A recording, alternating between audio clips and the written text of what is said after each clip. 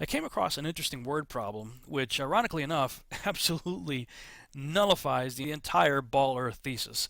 And it does so using their math. Check this out. All right. This is a website called mathcentral.euregina.ca. I'm not sure if I pronounced that right, but whatever. Anyway, you see the URL here. So they're talking about how can I find the curvature per mile of the Earth's surface, and they give an answer right here. And they say after you do all the long form math, it ends up being 7.98 inches, or like we said, everybody's just kind of rounding it up to 8 inches per mile. All right, but then it says look at our response to Shirley to see what happens after the first mile. So you click on this, and there's an interesting question posed here at the top. There are two 6-foot men. What would the distance be between them before one could not be seen because of the curvature of the Earth? And this is apparently this person, Shirley, had a grandson who was stationed in Baghdad, Iraq, who was asking the question. And he goes to explain, it's 8 inches per mile, blah, blah, blah, but it's not, 6 feet is 72 inches. So 8 times 9 would be 72. So you might be thinking, well, it's 9 miles. The dude would have to be 9 miles away for a 6-foot person to be obscured at 8 inches per mile. Well, no, it's not a slant. It's a curved. It's a ball. So you can't just, multiply 8 times the miles. And when they go through all the Pythagorean theorem and blah, blah, blah, blah, blah, you end up with 3 miles as your answer. Okay, so at 3 miles now, and we'll go back to our chart here, assuming your eye level is at the ground, 3 miles, 6 foot is obscured. Now this is what's interesting, and I'll create a little animation here for you to be able to visualize what I'm thinking here. And I'll let you think this through with me. Okay, let's just imagine our world as a beach ball. All right, the lines of the ball clearly point out what so many in the Ball Earth camp are blatantly ignoring. A ball, by its very nature, demands that its surface immediately begins to curve downward and away from any point on it.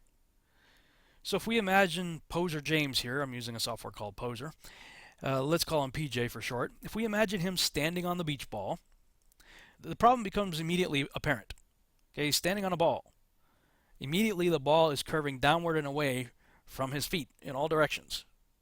That's what a ball does. And it doesn't matter how big the person is, nor does it matter how big the ball is. But let's go ahead and shrink PJ and enlarge the ball for the sake of example here. Now, notice the lines are still curving downward and away in all directions, even though he's getting smaller and the ball is getting bigger. This never changes with scale.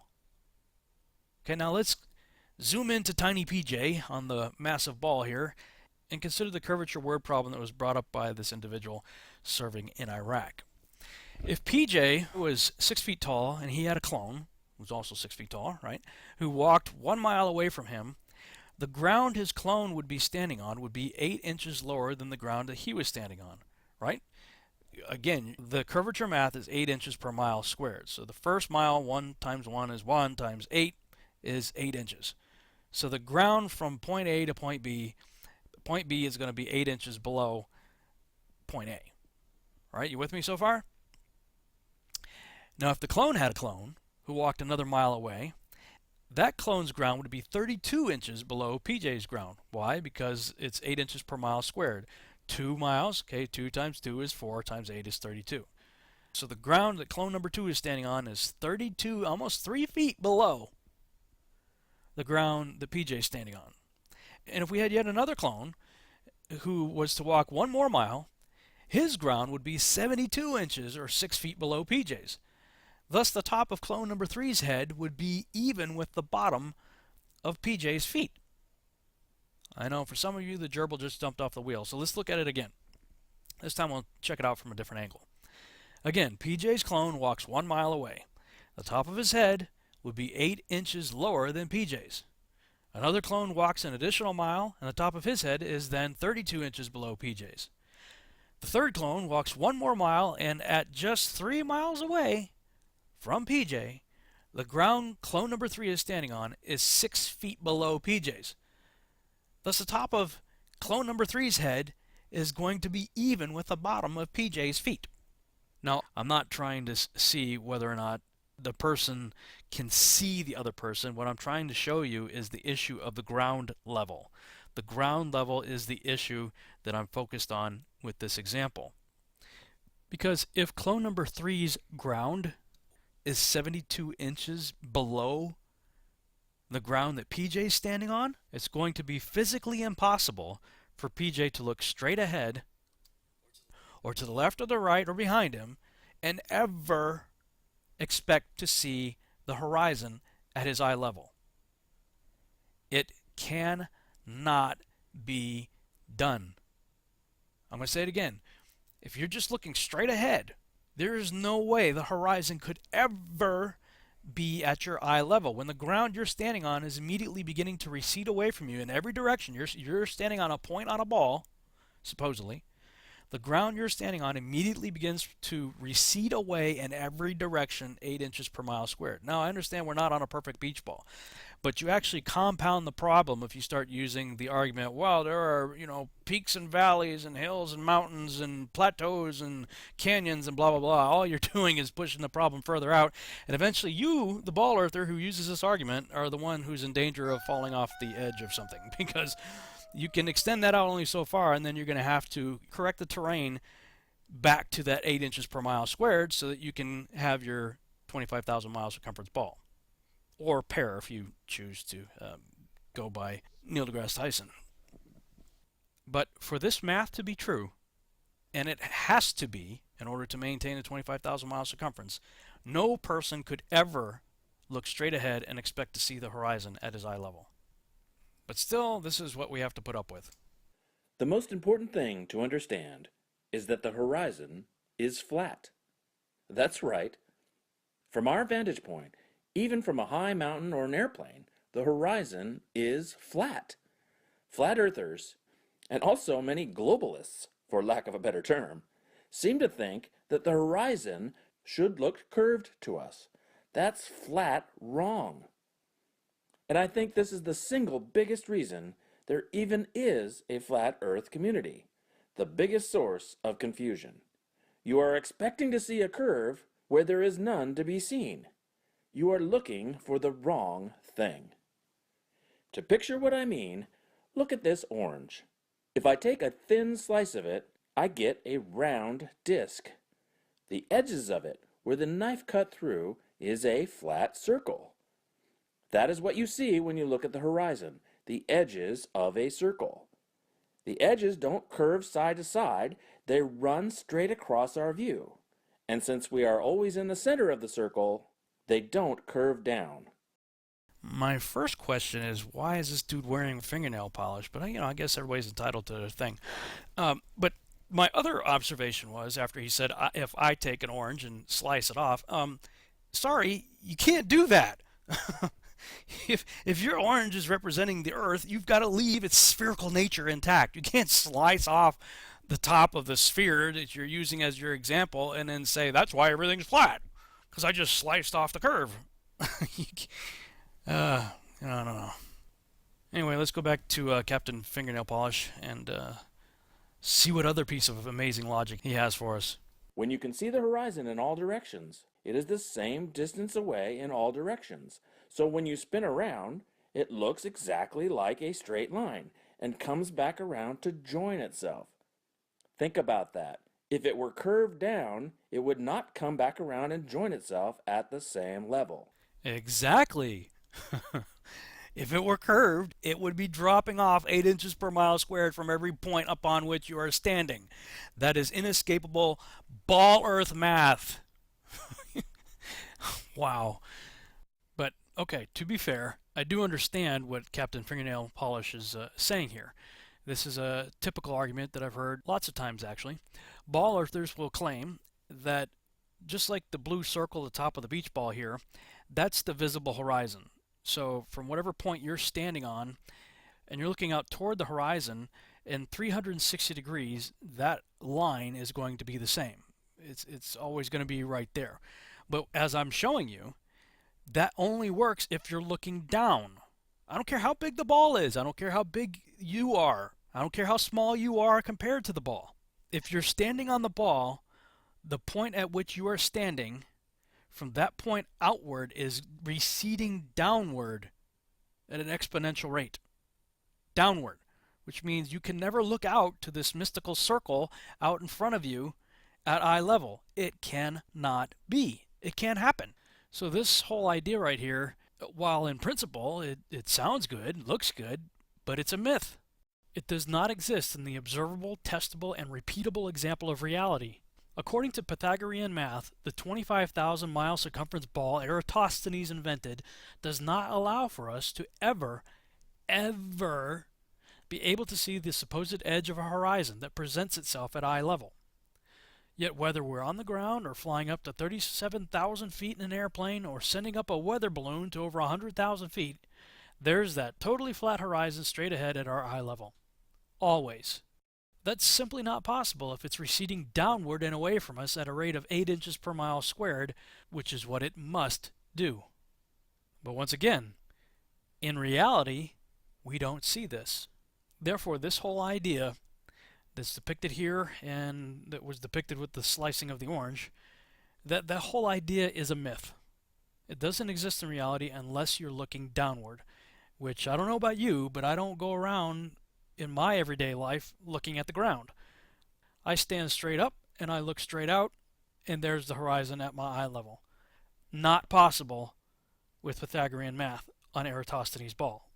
And speaking of myths, people who think ships are disappearing over the curve in less than 10 miles distance, it's got to work both ways. I mean, if we're on a ball, then when the ship is going away from you on the, let's say, the z-axis, going, from you to a point away from you, and it's rolling over the ball in less than 10 miles, then you should have the exact same effect looking left to right on the x-axis.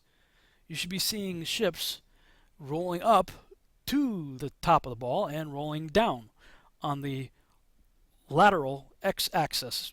I mean, if it's a ball, they got to be rolling both ways, away from you and side to side. We never see that though. You can go to the beach and do a panoramic shot and put a parallel line over it, and from end to end, and this is a lot more than just 5 miles, there's no perceived curvature here. None. Flat as a pancake. And in fact, these are some pictures I took on the beach at Malibu, California.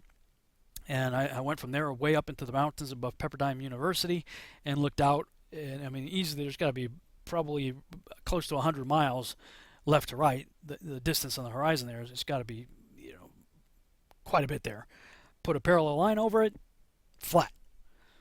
So you can't have it both ways. You can't say ships are rolling over the ball on the z-axis without having the same exact perception on the x-axis. I was thinking about that while we were on Lake Michigan. We were on the east coast of the lake looking toward the west. And so if you're standing on the east coast looking toward the west and you claim that ships are disappearing in 3, 4, 5, 10 miles, whatever distance, then people who are standing on the southern coastline would make the same claim. If they're on the south looking toward the north, they would say the same thing. Oh, I see ships disappearing in 3, 4, 5, 6, 7, 8, 9, 10 miles away. So if the person standing on the south coast looking north is claiming that ships are disappearing, and the person standing on the east coast looking west is saying the same thing, then both people have to observe the alleged curvature that the other person is claiming their ships are going over. Therefore, like I said, this whole idea of the eye level horizon being equal, as depicted here, or as depicted when you slice off a piece of an orange, is a myth. All right, let's continue. There's a handy website that will calculate the distance to the horizon for any viewing height, and it also tells you how much of an object will be hidden behind the horizon if it's past the horizon. The site is metabunk.org/curve. So I went there, and this is the calculator that's there, and you can run all the same calculations that I showed you in the other websites. It works very much the same way. But this is what's interesting to me. Let's look at this graphic right here on the bottom. See, they always got this thing in the middle between the observer and the target, and it's called the bulge. And they'll have you believe that everything you're looking at is on the other side of a big hump, a big bulge. You're always going to have to walk uphill first and then walk downhill to get to wherever you're going. In all of these examples, it's always this way. Okay, they got this target, over here, and the observer over here, and this big bulge in the middle. And that's what all these ballers would have you believe, is that everything you're looking at is on the other side of a big bulge you're going to have to walk or drive or swim or take a boat or fly over to get to. And somebody else has done videos on how big that bulge would be if you're flying from like Los Angeles to Hawaii. I mean, it gets quite absurd when you start putting it into these terms. But let me just simplify all of this for you and bring PJ back into the picture. Now he's standing on top of the ball, right? But I'm going to slide him over to the observation point here. Now I'm keeping him perpendicular to the ground. Now, do you see the problem? The only way he could be looking toward the top of the bulge is if he's tilting his head down. He'd have to be looking down. He couldn't be standing straight up, looking straight out. The only way he's going to see the curve is if he's looking down. Let's keep PJ looking straight ahead, and I'm going to slide him down so that his eyeball essentially ends up on the ground, looking straight out. And you're going to see the problem here. Look, at ground level, if his eyeball is on the ground and he's looking straight out, the ground is beginning to immediately curve downward. There's no bulge. There's no bulge. Balls, it don't work that way. If you're standing perpendicular on top of it, and then you point on the ball, but yet every single curvature chart you're going to find is going to show this same kind of nonsense, where they either have the observer or the target at ridiculous angles, or they're forcing the observer to look downward, such as in this example. But there's also plenty of others that depict essentially the same thing. In fact, if you go back to the Channel 57 ABC News Report Skyline Skepticism, the Lake Michigan Mirage, you remember the weatherman said, now we have a lot of web extras with this story. Log on to abc57.com after this newscast. You can see the time lapse, a short lecture by Dr. Rennie, and how you can calculate how far you can see to the horizon based on your location. Reporting live, I'm Chief Meteorologist Tom Coombs. So let's check that out. Here on the website, scroll down, and he's got this link right here. How far away is the horizon? If you click on that, it takes you to this page right here. From Discover magazine, I guess. How far away is the horizon from Bad Astronomy? That's properly labeled, I think. Bad Astronomy. It could also be Bad Geometry. So they've got this picture right here, to help you figure out the Earth's curvature. You got your little man here, in this case standing perpendicular to the ground, but he's looking down. He's not looking straight out. He's looking down. They always depict it that way. In fact, if we go to this other one here, Earth Curve Calculator, a lot of people like to use this one. This is the way it looks today. But I'm going to tell you that's not the way it has always looked. They've got the H0 or the observer here and the target perpendicular with the ground. But this is a recent change to the website. This is the way they used to depict it. They used to have H0 and H1 straight up and down, instead of perpendicular with the green line representing the globe. Here's a meme I created back on January 16th, and I posted it on Facebook. You see the problem here? Look at this graphic. Look at the way they have H0 and H1. See the angles? See the problem? That would mean that the person on H1 and the target are leaning inward, which means they're not standing perpendicular to the ground. They're leaning inward. I posted this meme on Facebook, and as I was making this video and getting ready to use this example right here, guess what? Okay, I posted this January 16th, and here it is February 2nd, and I go to this website and it's changed. So just to prove that they did this, somebody must have showed them the meme or saw something that either myself or somebody else was pointing out to mock this graphic. So they changed it. And here's the proof. You go back to the Wayback Machine, go back to October of last year, and what do you know? There's the original one. It was just a few months ago that they changed because they know that we're on to their game here. They know that what they're putting out is crap, but at least they're consistent. They're doing the same thing everybody else is doing. So let's go back to this other one from Metabunk. Now I'm going to enlarge this graphic and orient it so that PJ is standing straight up and down again, and lower him so that he's within the observer square. Now, this is what they're saying. This is the observer looking toward the horizon. But unlike their example here, where they're forcing the observer to look downward toward the horizon, my observer is in their little square looking straight out. And from the feet of my observer, the ground is curving downward, just like it would do in real life if we're standing on a ball. For those of you who are interested in doing so, here's a simple test, and it doesn't require that you be a Freemason, a Luciferian, a Nazi, an occultist, or an atheist. You don't even need to have a college education or a lot of money. What you need to do is get a long pole that would facilitate putting something up to your eye level. In this case, I've got like a 4x4 with a plank of wood on top of it. Make sure the vertical post is vertically level, and make sure the horizontal plate on top of it is also level. And then go get some paper towels. Use the paper towel tube. You can even keep the paper towels on it if you want to. But if you have just an empty paper towel tube, you can set on tape to the top of it, and then stand behind it such that your eyeball is looking right through it. And then just look straight ahead through this forced experiment right here that keeps everything looking straight. And I would suggest you do this at a beach somewhere so you don't have to deal with the topography of the land.